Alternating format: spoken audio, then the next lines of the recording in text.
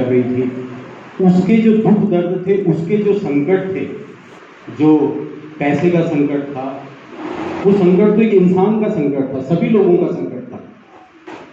तो एक तरह से वो कहानी हमको जो एक बहुत बड़ा संकट है सांप्रदायिक हो जाने का, उसके बारे में हमें सचेत करती है। दूसरी बात उस कहानी में ये है, आप देखिए उस समय की वो कहानी, वो कहीं ना कहीं आज जो हम बाजारूपन और बाजारवाद से घिरे हुए हैं, उससे बहुत बुरी तरीके से, बाजार की अपनी उपयोगिता है, बाजार से हम कभी इनकार नहीं कर सकते, लेकिन ये जो बाजारवाद का संकट है, बाजारूपन का संकट है, वो कहानी वो भी एक रास्ता दिखाती है कि आपको चिमटा लेना है बाजार से, उतने भर के लिए बाजार की जरूरत है। वो भी सूत्र उस कहानी में छिपे हुए कि अपनी जरूरत की चीज लेने के लिए बाजार जाइए, नहीं तो बाजार आपको अपने माया जाल में फंसा के रख देगा अगर आप सचेत और सतर्क नहीं। और तीसरी बात, वो कहानी एक जो आधुनिक भावबोध या जो हम लोकतांत्रिक देश की बात करते हैं, जहां हम आम आदमी और किसी बड़े आदमी में फर्क नहीं करते हैं, वो कहानी ये भी समझाती है कि जो एक बच्चा है वो सभी बच्चों की तरह से होता है, चाहे वो किसी अमीर का बच्चा हो, उसकी चिंताएं सभी की तरह होती हैं, उसकी खुशी सभी की तरह होती है। तो इस तरह से ये जो कहानियां हैं, 4-5 कहानियां, वो कैसे एक समझ बनाने में मदद करती है। उदाहरण के लिए पंच परमेश्वर कहानी आप देखिए, जुम्मन मियाँ अलगू की जो कहानी है और जिसमें एक खाला है, ये कहानी न्यायपूर्ण होने की कहानी है। ये कहानी हमको प्रेरणा देती है कि जीवन में न्यायपूर्ण हुआ जाए, अन्याय न किया जाए।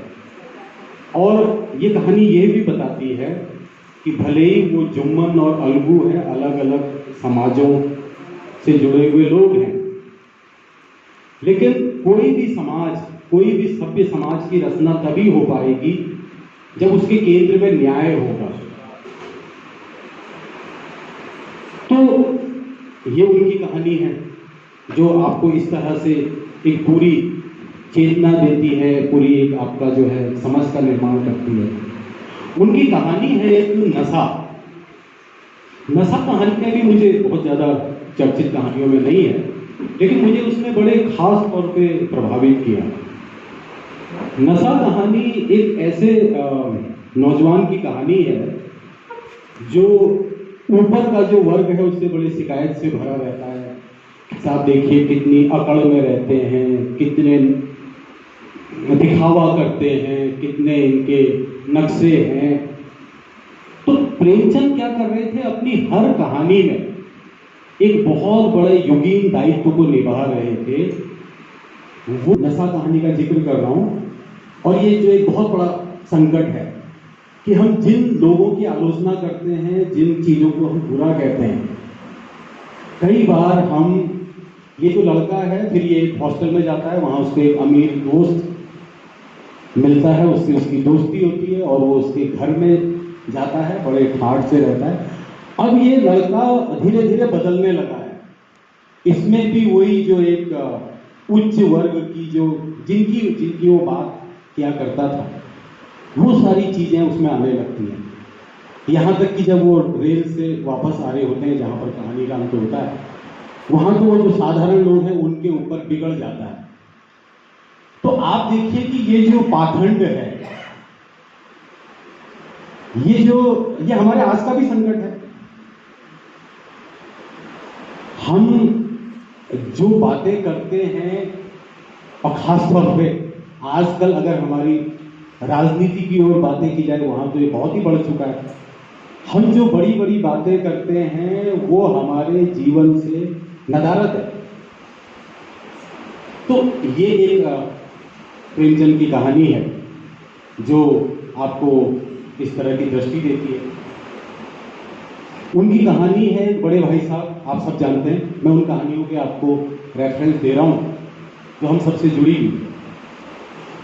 आज जिस हम आनंददायक शिक्षा की बात कर रहे हैं, आज जब हम ये कहते हैं कि शिक्षकों को बच्चों के साथ मित्रवत होना चाहिए, वो कोई ऐसा संबंध नहीं है कि किसी सामंत और, या ऐसा नहीं है कि जेल में आपने बच्चों को पहुंचाना है, इस तरह की जो समझ हमको दी जा रही है या इस तरह की बात की जा रही है, वो बात प्रेमचंद उस समय बड़े भाई साहब कहानी में कर रहे हैं। वो उस समय ये समझा रहे हैं कि पढ़ना लिखना, खासतौर पे स्कूली शिक्षा, आनंद के लिए है, किसी नौकरी के लिए नहीं है, किसी कैरियर के लिए नहीं है। जो हम अपने बच्चों को, हमने आज भी,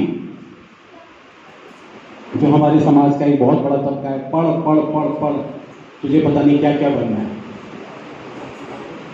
तो वो हम बात उनके उसमें देखते हैं।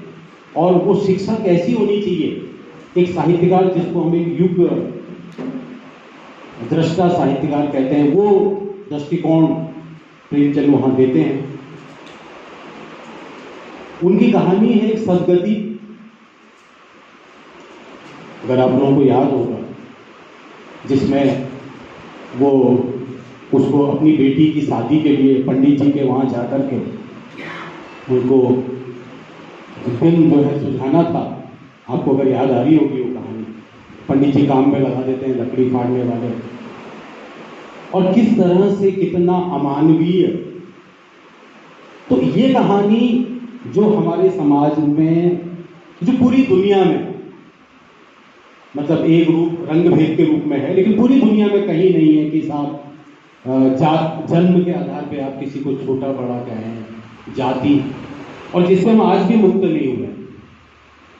तो प्रेमचंद हमको सभ्य बनाना चाहते हैं, एक सही मायने में आधुनिक इंसान बनाना चाहते हैं, आधुनिक भावबोध से। वो उनका उपन्यास, जो हालांकि गोदान वगैरह की चर्चा होती है, मुझे जो उनका उपन्यास बहुत प्रिय है और जो मैंने सबसे पहले पढ़ा और जिसका बड़ा गहरा असर मुझ पर हुआ, वो निर्मला है। निर्मला में उन्होंने जितने विस्तार से उस समय स्त्रियों के प्रति हमारे समाज का जो नजरिया है और जो हमारा पुरुष प्रधान समाज है, उसकी जो दरारें हैं, मतलब वो हिंदी का पहला मनोवैज्ञानिक उपन्यास माना जाता है, बल्कि उसको हम सही मायने में हिंदी का पहला यथार्थवादी उपन्यास भी कहते हैं, जहां उन्होंने स्त्री पुरुष संबंधों को लेकर के और जो हमारे जो पढ़ते हैं मानसिकता की, इतने विस्तार से, इतनी बारीकी से उन्होंने बात की है। तो एक तरह से प्रेमचंद हमारे पूरा जो समाज है उसकी एक तरह से पूर्व पीठिका तैयार करते हैं। वो इस पूरे उत्तर भारत को कहिए, जहां, क्योंकि वो हिंदी में लिख रहे थे, वो एक, क्योंकि प्रेमचंद टॉलस्टॉय की कहानियों का भी अनुवाद कर रहे थे उस समय, दुनिया के उन्होंने साहित्य का भी अनुवाद किया। तो आप देखिए कि वो सिर्फ उनके लिए कला, जैसे आमतौर पे जो साहित्य है उसकी 3 धाराएं होती हैं। साहित्य से जो लोग भी जुड़े हैं, जो भी लेखन करते हैं, वो मोटे तौर पे 3 उसकी धाराएं। तो होता है लोकप्रिय लेखन, जिसको हम लुप्ती साहित्य कहते हैं, पॉपुलर लिटरेचर कहते हैं, आजकल जो न्यू हिंदी के रूप में भी, नई हिंदी के रूप में भी आ रहा है, और जिसका उद्देश्य होता है लोकप्रियता और धन कमाना भी उसका उद्देश्य होता है कहीं ना कहीं। तो दूसरा जो साहित्य होता है वो सरोकार, उसके केंद्र में कोई ना कोई सरोकार होता है, ये दूसरे तरह का साहित्य हो गया। तीसरे तरह का जो साहित्य होता है वो कला, जो लेखक है, कहानीकार, वो कला को साधना चाहता है, वो कला में प्रतिमान, ऊंचे प्रतिमान बनाना चाहता है अपने साहित्य के जरिए।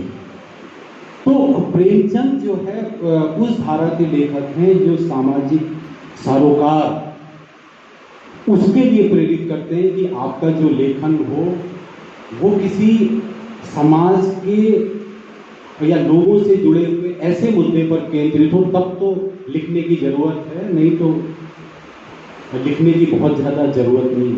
इस तरह की वो हम लोगों को, जो हम इधर के लोग हैं, इस तरह की वो हमको प्रेरणा देते हैं। तो मैं अगर चलो, तो मैं अगर ये कहूँ कि अपनी अगर बात करूँ तो जैसे मैंने कहा कि अगर मेरे पढ़ने लिखने के केंद्र में अगर कोई हैं, अगर मैं तलाश करूं तो वो प्रेमचंद हैं। उन्होंने मुझे साहित्य का आस्वाद लगाया। प्रेमचंद से मैं आगे की ओर को बढ़ा तो मैंने यशपाल को पढ़ा, हिंदी के दूसरे तमाम लेखकों को पढ़ा। फिर हमारे दौर में डायमंड पॉकेट बुक से बांग्ला साहित्य, रशियन साहित्य उन दिनों आता था, उसको पढ़ा। तो इस तरह की एक यात्रा उस समय हुई। दूसरा क्या हुआ कि जो हमारे आसपास हमारे परिवेश में जो लोग लिख रहे थे, इस तरह से एक जो बड़ा लेखक है, मैं कहना ही चाहता हूँ कि जो साहित्य है वो किस तरह से, हम कई बार कहते हैं कि क्या साहित्य लोगों के जीवन में बदलाव लाता है, तो मुझे तो लगता है कि साहित्य बिल्कुल बदलाव लाता है। जैसे एक साहित्य का विद्यार्थी होने के नाते साहित्य नहीं मुझे ये तय करने का दिया कि मुझे शिक्षक बन जाना चाहिए। साहित्य ने ही मुझे ये प्रेरणा दी कि मुझे हिंदी का टीचर बनना चाहिए, क्योंकि वो जो कहानियां जिन्होंने मुझे बहुत ज़्यादा प्रभावित किया, मैं उन बच्चों को उन कहानियों को सुना सकूं। तो ये बड़ा इस तरह से एक साहित्य आपको मदद करता है।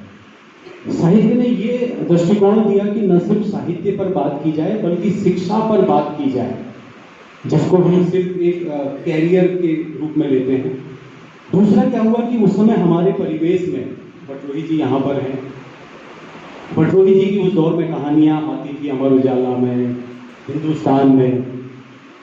महादेवी साहित्य संग्रहालय के रूप में आप एक बहुत बड़ा काम कर रहे थे, आपको जानने का अवसर मिला। इस तरह से एक जो विस्तार होता है, शेखर पाठक जी पहाड़ निकाल रहे थे, वो अपने तरह से पहाड़ को समझने की कोशिश कर रहे थे। नैनीताल समाचार एक अखबार निकलता है जो खासतौर पे पूरे पहाड़ी समाज के जो सरोकार हैं उन पर केंद्रित है। तो कैसे एक लेखक आपको प्रेरित करता है और आपकी जीवन यात्रा को तय करने में, आपको रास्ता दिखाने में रास्ता दिखाता है, तो ये मुझे लगता है कि प्रेमचंद की या साहित्य की एक बहुत बड़ी भूमिका होती है। तो मैं अपनी बात को यहाँ पर विराम देते हुए यही कहना चाहता हूँ कि मुझे तो यही लगता है कि हमारी जो बीमारियाँ हैं, ठीक है एक वर्ग है जो पढ़ा लिखा वर्ग है, वो सचेत और सतर्क है, लेकिन मुझे बल्कि आज ये भी लगता है कि प्रेमचंद की तरह से लिखने की भी जरूरत है। लेखन सोद्देश्य होना चाहिए, किसी जरूरत से प्रेरित होकर के होना चाहिए। और अभी भी वो जो बीमारियां हैं और वो जो काम है प्रेमचंद का, जो कार्यभार है वो खत्म नहीं हुआ है, उसको करने की जरूरत है। धन्यवाद।